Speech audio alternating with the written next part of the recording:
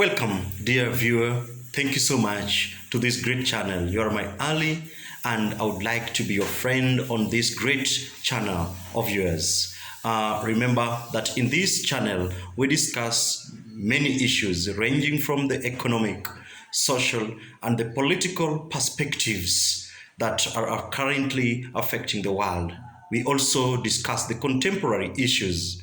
Dear viewer, please, if you haven't subscribed to this channel, please just hit the subscribe button. Please comment, like it, and do not forget to put the notification bell on so that YouTube could notify you in case of any other subsequent videos. Thank you so much. In our previous video, we discussed so much about international relations, and we majored on the categories of international relations. Today, I want just to dissect some of those major and amazing benefits accruing from international relations. And these ones are so many. I just want us to imagine of a world without international relations. Then that world could have been so funny. It's a world that nobody could imagine. One of the benefits of international relations is that good relations among countries promote economic growth in the world. The expanded international trade has actually enabled countries to acquire goods which they don't produce. And this one, of course, has promoted trade. You remember, so many nations today are involved in economic activities.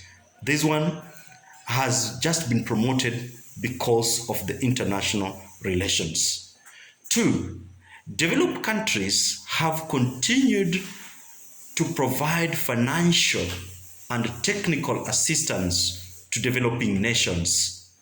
Countries have continued to exchange skills, knowledge, and technology.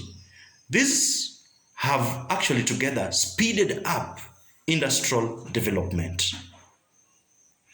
In our subsequent videos, we will be interrogating whether the dependency ratio that developing countries have found themselves in is beneficial to them or to some extent has some demerits. 3, peace and security have been enhanced. This is due to diplomatic principles of the nations that call for peaceful settlement of disputes. Although some countries occasionally go to war, incidences of war have actually been reduced through peaceful negotiations. 4, world understanding. World understanding has been promoted through cultural exchange.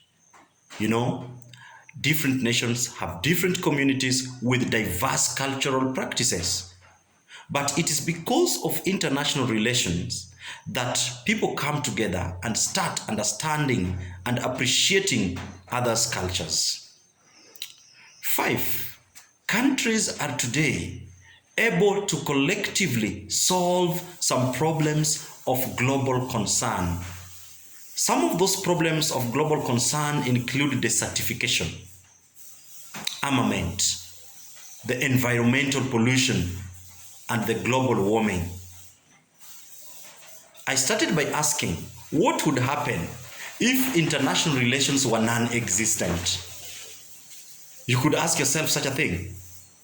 Then the world would be a terrible place to live in due to warfare.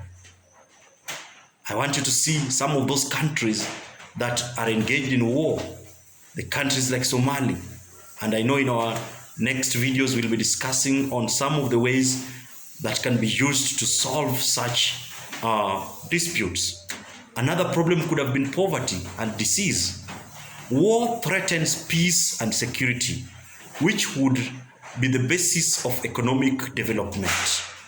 The gap between the rich and the poor countries would also be quite wide. Races would disregard each other due to differences in culture and levels of development. So, I just want to dissect a few international organizations here, because I know we have some organizations like the United Nations, organizations like the Commonwealth, and the non-aligned movement, just to form some case study. We know that the international organization are categorized into two major types. One is the international governmental organizations, IGOs, which are created by two or more sovereign states, e.g., the United Nations, the Commonwealth, the non-aligned movement, and the African Union. All these are IGOs. We also have the international non-governmental organizations, NGOs.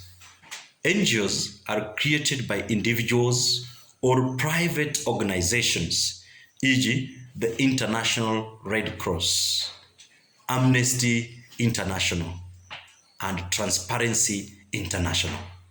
So I'm only going to focus mainly on the IGOs. The IGOs can also be categorized according to their membership or according to purpose. Membership may be global, regional, or as well otherwise defined. When we talk of the League of Nations, for example, and the United Nations, the global organizations, these are global organizations with a wide worldwide membership. IGOs with regional membership are defined by geographical boundaries. Their scope and purpose may be broad or limited. For example, the United Nations is an example of an IGO with a broad purpose, while the North Atlantic Treaty Organization, NATO, has a very limited purpose. The UN's mandate includes and not limited to health, security, environment, etc., while NATO's is limited to security concern of its member states. That one defines one of those differences that you can find in these two organizations. So the international governmental organizations have certain responsibilities that we would not want to stop before we could mention a few of them. One, they provide member states with a forum to consult and tackle problems of concern.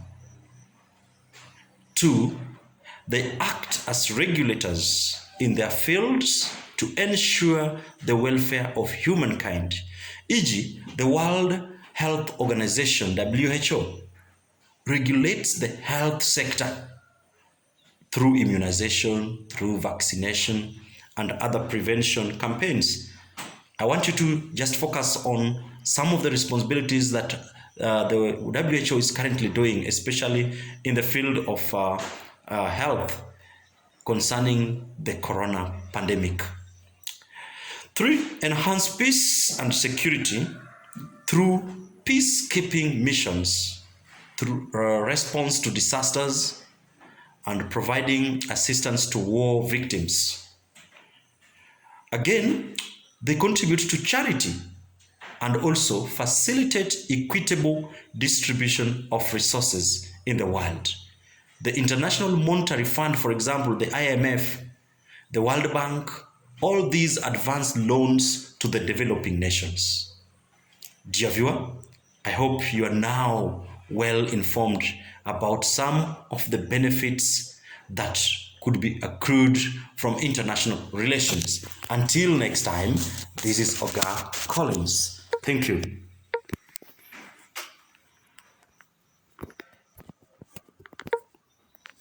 Stop recording.